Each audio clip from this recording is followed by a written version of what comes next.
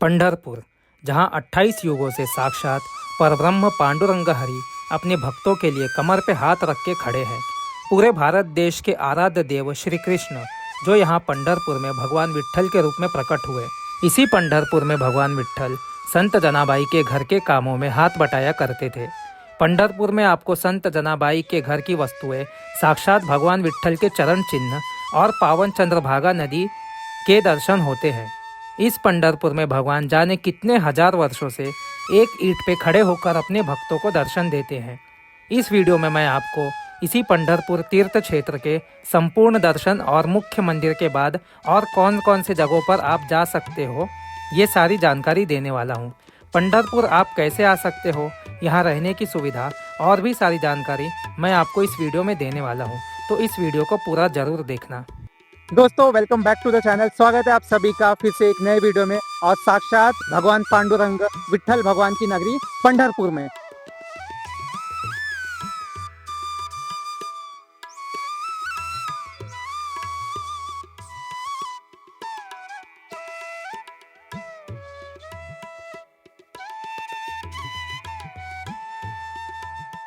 पंढरपुर आने का सबसे आसान तरीका है भारतीय रेल। पंढरपुर स्टेशन से विट्ठल मंदिर सिर्फ 2 किलोमीटर की दूरी पे है। आसपास के शहरों से यहाँ के लिए डेली बसेस की सुविधा भी उपलब्ध है। और अगर आप फ्लाइट से आना चाहते हो तो यहाँ का सबसे पास का एयरपोर्ट कोल्हापुर का है, जो पंढरपुर से करीब 190 किलोमीटर की दूरी पे है। और पुणे के एयरपोर्ट की दूरी लगभग 210 किलोमीटर की है। मैंने मुंबई से ओवरनाइट ट्रेन ली थी और सुबह पहुँच गया था पंढरपुर।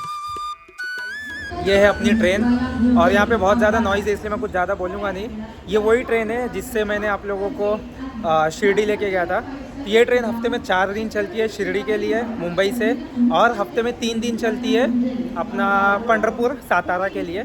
पंढरपुर के लिए मतलब सातारा के लिए। तो यार ये कंटिन्यू भोंगा चालू रहता है यहाँ पे। तो अभी मैं हूँ दादर स्टेशन पे और ये ट्रेन रात को 11:55 पर खुलेगी यहाँ से। अभी 10 मिनट है, तो यहाँ से इसी ट्रेन से अपन ओवरनाइट जर्नी करके पहुँचेंगे पंढरपुर। सुबह 8 बजे ये इसका टाइमिंग है, तो देखते कितने बजे अपने को छोड़ेगी सुबह में पंढरपुर। तो चलिए करते हैं जर्नी की शुरुआत। तो एक बार बोल दीजिए जय जय रामकृष्ण हरि, जय जय पांडुरंग हरि।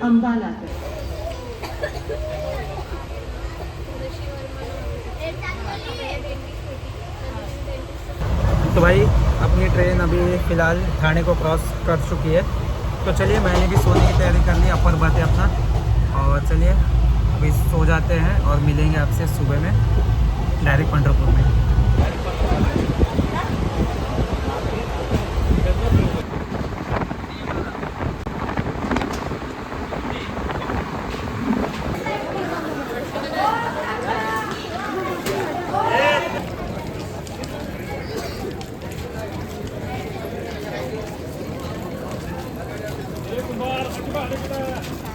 तो फाइनली 1 घंटे देरी से भाई अपन आ चुके हैं पंढरपुर। यह है पंढरपुर का स्टेशन और यहाँ से जस्ट 1-1.5 किलोमीटर पे ही अपना मंदिर है, ज़्यादा लंबा नहीं है। तो देखते हैं, यहाँ से रिक्शा बहुत सारी अवेलेबल है, तो हम लोग रिक्शे से जाएंगे या फिर देखते हैं पैदल वॉकिंग। कहीं पे नहाने पीने की सुविधा वो सब देखना पड़ेगा अभी।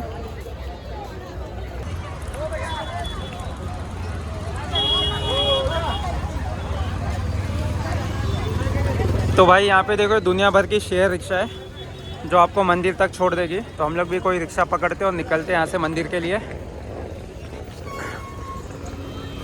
पंढरपुर में स्टे करने के लिए आपको बहुत सारे भक्त निवास, होम स्टे, होटल्स और लॉजेस मिल जाएंगे जो मंदिर के आसपास ही है। यहाँ 2 बड़े भक्त निवास है, गजानन महाराज भक्त निवास और श्री विट्ठल रुक्मणी भक्त निवास, जो मंदिर ट्रस्ट का है। गजानन भक्त निवास मंदिर से बहुत पास में है और यहाँ कोई ऑनलाइन बुकिंग नहीं होती। आपको मॉर्निंग में 8 से 9 बजे तक यहाँ आ जाना है और ऑन द स्पॉट आपकी बुकिंग करवानी पड़ेगी।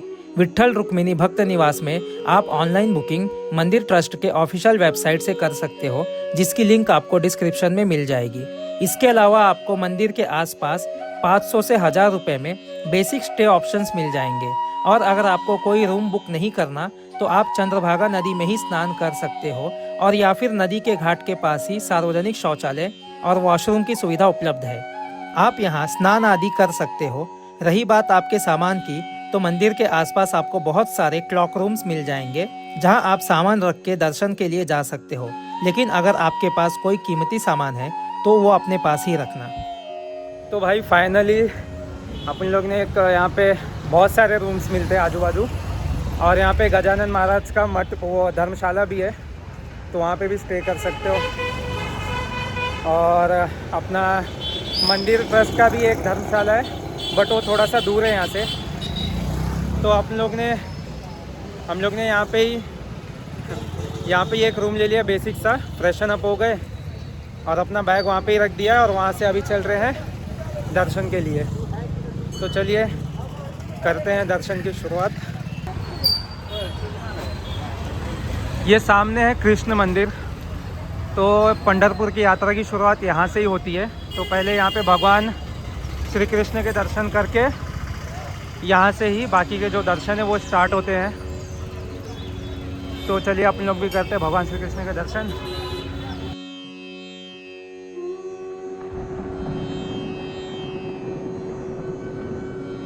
पंढरपुर के दर्शन की शुरुआत इसी कृष्ण मंदिर से होती है।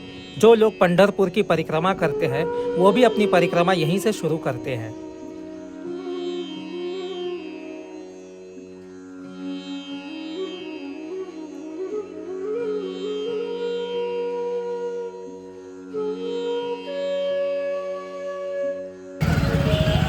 इस कृष्ण मंदिर के बैक साइड में है ये गणपति बप्पा का मंदिर, और फ्रंट साइड में है श्री कृष्ण का मंदिर। यह है कृष्ण मंदिर का बैक, और यहाँ से देखो ये सामने है पश्चिम द्वार। तो हम लोग चलेंगे, लेकिन पश्चिम द्वार से नहीं जाएंगे, अपन जाएंगे पहला चंद्रभागा नदी पे, वहाँ पे करेंगे भक्त पुंडलिक के दर्शन, फिर करेंगे भगवान के दर्शन। तो देखिए यहाँ पे ये है कृष्ण मंदिर और ये है सामने पश्चिम द्वार। तो जो भक्त यहाँ पे आते हैं वो अपनी यात्रा की शुरुआत वो कृष्ण मंदिर से ही करते हैं। तो पहले भगवान कृष्ण के दर्शन कृष्ण मंदिर में करके, और यहाँ की जो परिक्रमा होती है वो परिक्रमा की भी शुरुआत यहाँ से ही होती है। तो यहाँ से ही जो है परिक्रमा स्टार्ट होती है, और पहले दर्शन भी कृष्ण भगवान के करके ही आगे के जो दर्शन होते हैं वो किए जाते हैं।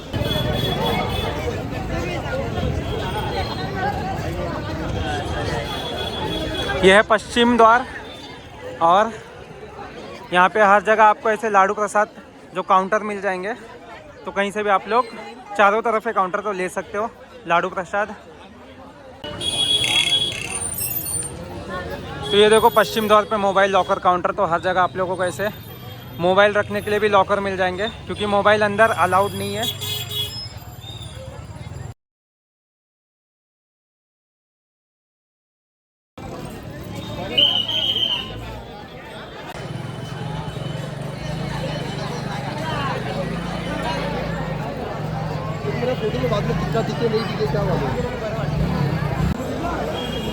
यह है रुक्मणी महाद्वार, और यहाँ से सीधा जाएंगे तो अपने को मिलेगा जो है चंद्रभागा नदी का काट, और वहाँ पे ही है मतलब किनारा, और वहाँ पे ही है भक्त पुंडलिक का मंदिर। तो सबसे पहले अपन वहाँ पे ही जाएंगे, महाराज पुंडलिक के दर्शन करके फिर भगवान पांडुरंग के दर्शन के लिए जाएंगे।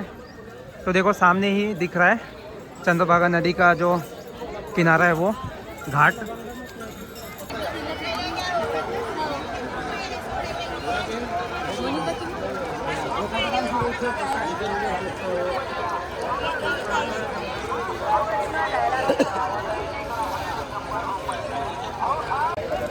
तो ये जो सामने मंदिर देख रहे हो ये भक्त पुंडलिक का मंदिर, और ये नदी में है, लेकिन अभी नदी में पानी कम है इसीलिए देखो मंदिर है, वरना पानी बढ़ जाता है। यहाँ पे पूरा पानी होता है तो मंदिर पानी में हो जाता है, तो वहाँ पे बोट से जाती है पब्लिक, या फिर घुटने भर पानी में चल के जाना पड़ता है। तो चलिए देखिए पुंडलिक महाराज के दर्शन को भी लाइन लगी हुई है, क्योंकि आज एकादशी है यार, एकादशी को हम लोग आए तो यहाँ पे भीड़ है। तो चलिए करते हैं पुंडलिक महाराज के दर्शन। तो ये है चंद्रभागा नदी, ये भीमा नदी है जिसका उद्गम भीमा शंकर से होता है, लेकिन यहाँ पे इसे चंद्रभागा बोलते हैं क्योंकि ये पंढरपुर में एक हाफ मून के शेप में बहती है, तो इसे यहाँ पे चंद्रभागा बोला जाता है।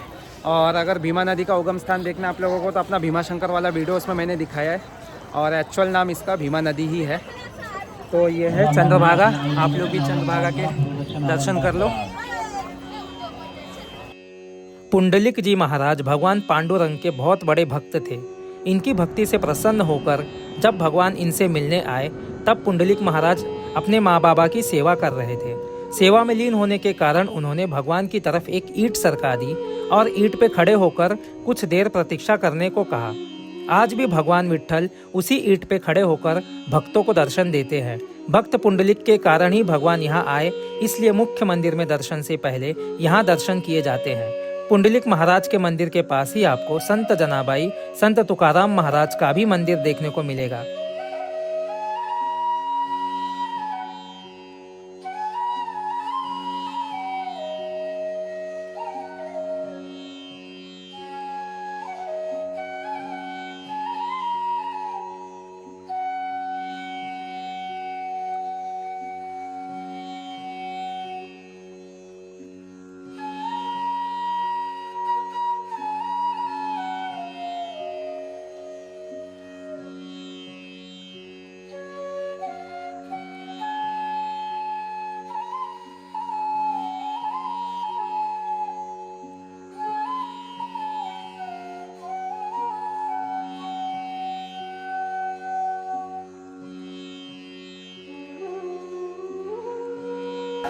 ये है पुंडलिक महाराज का मंदिर और यहाँ के सामने देखो, इसके सामने ही है ये लोहदंड तीर्थ।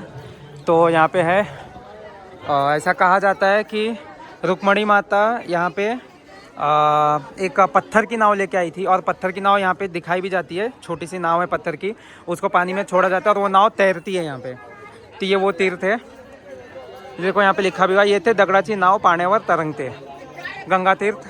तो ये तीर्थ है और ये है अपनी चंद्रभागा नदी, ये जो सामने देख रहे हो। और यहाँ पे आप लोगों को एक भी बोट जो है वो मोटर वाली नहीं मिलेगी, सब लकड़ी की बोट है। ये देखो सामने सब लकड़ी की बोट। तो आप लोग यहाँ पे 100 रुपये दे के, 150 रुपये, 200 रुपये दे के दूरी के हिसाब से आप लोग यहाँ पे नौका विहार भी कर सकते हो। तो ऐसा कहा जाता है कि जो पांडुरंग भगवान थे वो कर्नाटका से यहाँ पे अपने लकड़ी की बोट में ही आए थे, इसलिए यहाँ पे जितने भी लोग हैं ना वो लकड़ी की बोट ही चलाते हैं। यहाँ पे वो अपनी मोटर वाली बोट नहीं चलती।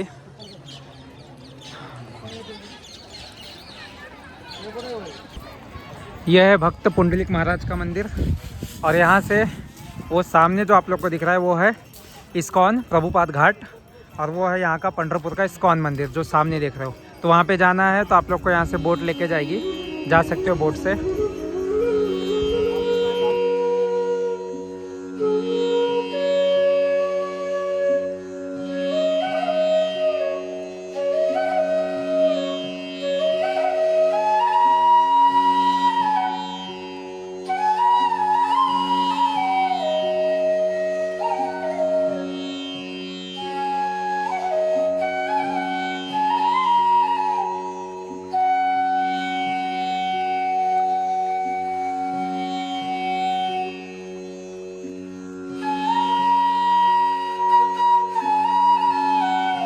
तो अपने पुंडलिक महाराज जी के दर्शन हो गए और वहाँ से बाहर निकलेंगे तो सिंधियावाड़ा है और फिर सोमेश्वर महादेव का मंदिर है। देखो ये सोमेश्वर महादेव का मंदिर है, रिनोवेशन चालू है उसका।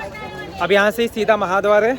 अभी चलेंगे सामने, महाद्वार के आगे बहुत सारे लॉकर्स है, वहाँ पे मोबाइल जमा करेंगे क्योंकि मोबाइल अंदर स्ट्रिक्टली अलाउड नहीं है। फिर चलेंगे भगवान के दर्शन करने के लिए। ये है अपनी जो चरण स्पर्श वाली लाइन है वो।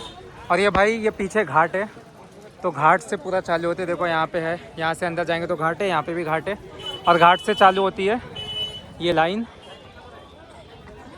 भाई वो सामने देख रहे हो वो है स्पर्श दर्शन, जो चरण स्पर्श होते हैं उसकी लाइन लगी है। ऐसा जाके अभी वो तो पीछे से लगी हुई है, जाके वो जो महाद्वार है रुक्मणी महाद्वार, उसके पास जो वो बिल्डिंग दिख रही है आप लोगों को, उसमें 7 मंजिला है कुछ, और उसके अंदर भी लाइन लगती है। फिर वो लाइन अंदर जाती है और फिर आपको जो है भगवान के चरण स्पर्श होते हैं। या फिर यह है महाद्वार, आगे दिखाता हूँ, वहाँ से मुख दर्शन अगर आपके पास टाइम नहीं होगा तो मुख दर्शन भी कर सकते हो। मुख दर्शन के लिए भी आज एकादशी तो लगभग 1.5-2 घंटे लगेंगे मुख दर्शन के लिए भी, बहुत पब्लिक है।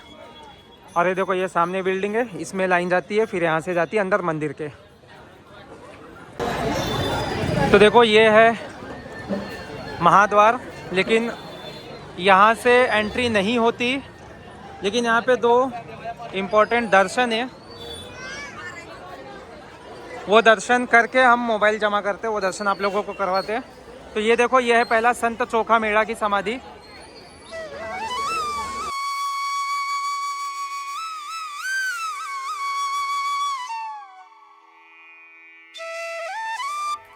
मंदिर महाद्वार के ठीक सामने आपको श्री संत चोखा मेड़ा महाराज की समाधि के दर्शन होते हैं। इनके दर्शन के बाद आपको मुख्य मंदिर की सीढ़ियों पे नामदेव पायरी के दर्शन करने होते हैं। संत नामदेव ने भगवान के चरणों में रहने के लिए इसी जगह पे समाधि ली थी।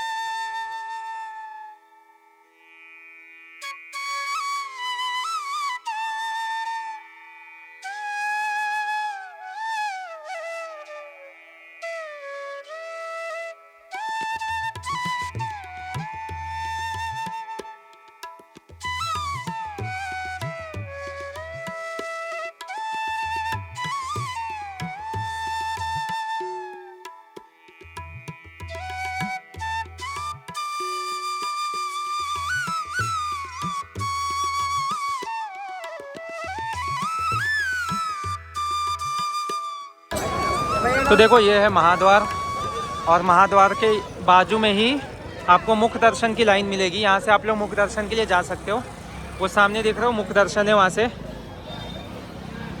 और अगर आप लोग चप्पल वप्पल रखना चाहते हो तो देखो यहाँ पे है बिना मूल्य सेवा, यहाँ पे बिना मूल्य, यहाँ पे पैसे नहीं लग रहे। हम लोग ने भी चप्पल वहाँ पे रखा है, यहाँ पे बिल्कुल पैसे नहीं है। और ये है मुख्य दर्शन की लाइन।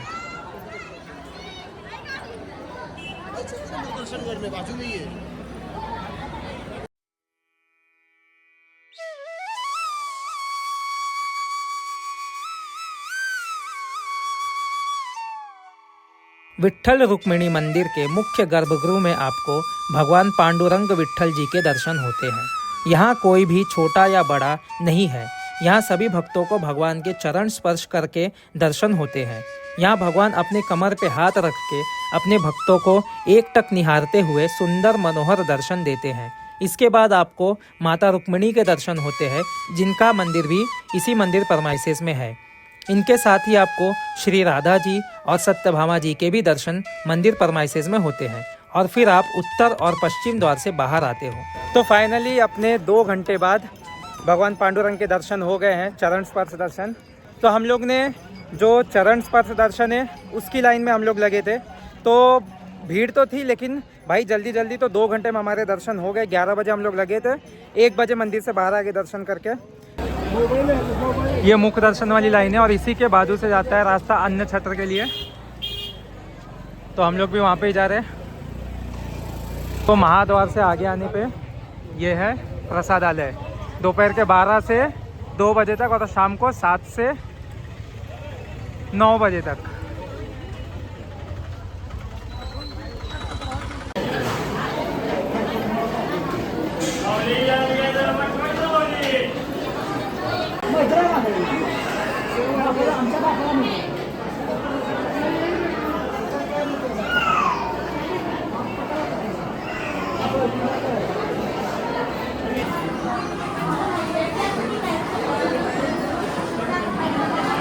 तो अभी हम लोग आ गए हैं घाट पे, अब यहाँ से चलेंगे। इसके बाद अपना अगला जो स्पॉट है वो है विष्णुपद मंदिर। विष्णुपद मंदिर यहाँ से लगभग, यहाँ से आपको अगर नदी से देखेंगे ना तो सामने ही दिखता है। रोड से जाएंगे तो करीबन 1.5 से 2 किलोमीटर पे है। और भाई धूप बहुत ज़्यादा है, तो अभी चलते हैं विष्णुपद मंदिर। और वहाँ पे ही है गोपाल कृष्ण मंदिर, संत जनाबाई का जो निवास स्थान था।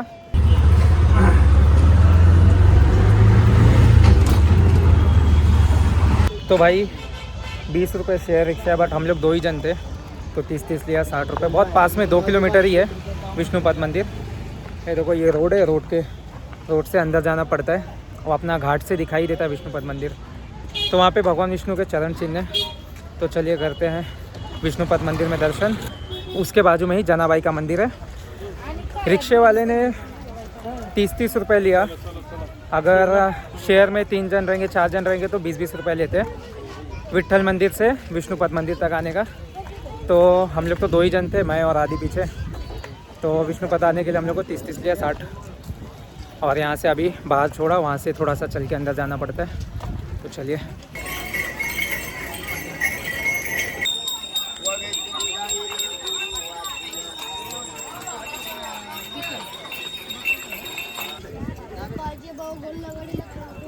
तो देखो ये विष्णुपद मंदिर अपना जो चंद्रभागा नदी है उसके ही बीच में है। तो अगर यहाँ पे जब पानी रहता है तो पानी भर जाता है फुल यहाँ पे। और यहाँ से सामने वो देखो पुंडलिक महाराज जी का मंदिर दिख रहा है। तो वहाँ से ऐसा रोड से डायरेक्ट यहाँ पे आना होता है।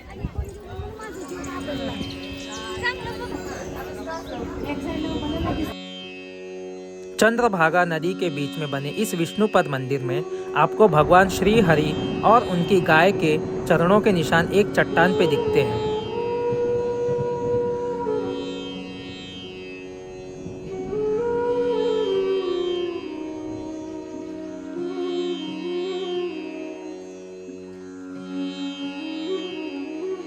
विष्णुपद मंदिर के पास ही ये है संत जनाबाई का मंदिर। इसी जगह पर संत जनाबाई को गांव वालों ने भगवान विट्ठल के गहने चोरी करने के आरोप में सूली पे लटकाने का आदेश दिया था और एक खंबे से उन्हें रस्सी से बांधा गया था। ये सब देख स्वयं भगवान विट्ठल जनाबाई की रक्षा करने यहाँ प्रकट हुए थे और संत जनाबाई को जिन रस्सियों से बांधा गया था वो पानी की तरफ पिघल गई थी। जिस जगह ये चमत्कार हुआ उसी जगह पर इस मंदिर को बनाया गया है। तो देखो यहाँ से अंदर जाने पर वो है विष्णुपद मंदिर नीचे नदी में। यहाँ से बाहर निकल के यह है सामने गोपालपुर गांव और वो सामने दिख रहा है गोपाल कृष्ण मंदिर। तो चलिए अब वहाँ पे चलेंगे दर्शन करने के लिए।